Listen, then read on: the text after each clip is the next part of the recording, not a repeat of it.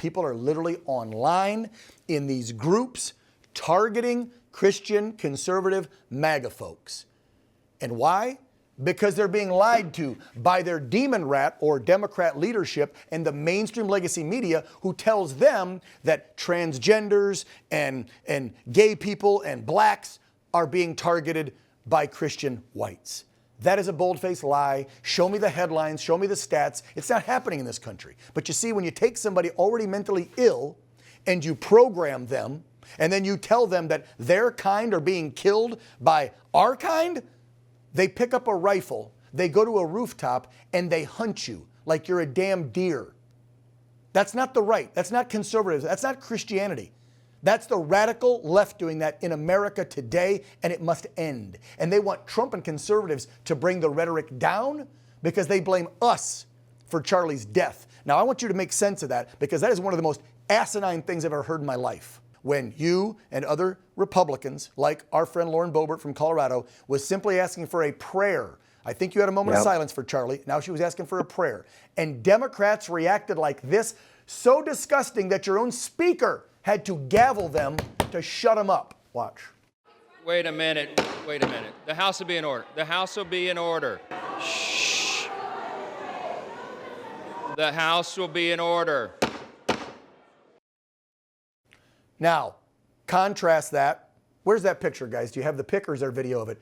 Roll that crap from the summer of love, when people destroyed cities and communities over George Floyd, a drug addict, a guy who held a knife at a woman's pregnant belly while him and his buddy robbed her home, acting like they were gas workers for the gas company.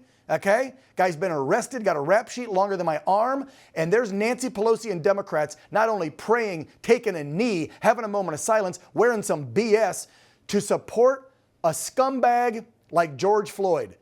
But Lauren Boebert and y'all, Marlon, had the, okay, that's enough of that crap. Come back to us. I don't want to see that anymore.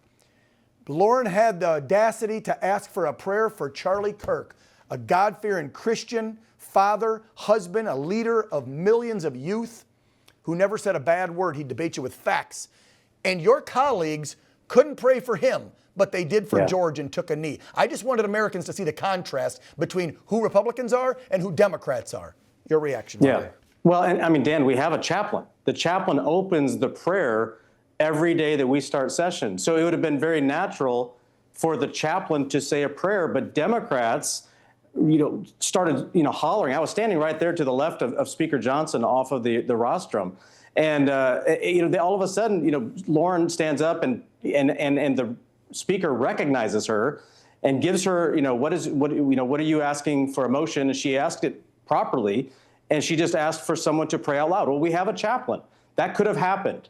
And again, the way the Democrats acted. But I'll tell you, this assassin's, there's a trail here, Dan, and it goes all the way back to this evil that is online. Thank you. And then it's promoted by the rhetoric from the left. That's it. I'll tell you what, the right, we struggle even with corporal punishment in our debates on the right, because we're so pro-life that there's some people on the right, on like us, that say, hey, you know what, we shouldn't even have the death penalty. Well, I disagree with them because of cases like this. Oh, yeah. And it shouldn't take us very long to get the evidence and to prove that this assassin needs to face the death penalty very quickly. Because Marlon, what our young people saw on that day, seeing Charlie Kirk publicly executed, is going to be with them the rest of their lives. Yes. I think we should show the public execution of his assassin. We used to do that back in the day, and not that long ago. I guarantee you, if I went back 100 years to 1925 and I went to some out west small town and there was a horse thief or somebody that raped somebody's wife, we probably were still erecting and hanging them in front of the town square so everybody could see, don't rape somebody's wife, don't steal a horse, don't do this, or we kill you. It's an eye for an eye. And I looked it up on the books. Utah, I think, only has a moratorium, but they still are allowed to use the firing squad. And wouldn't it be ironic if we take this guy out the way he took Charlie out, to send a message to these radical left-wing lunatics? You don't shoot people over politics.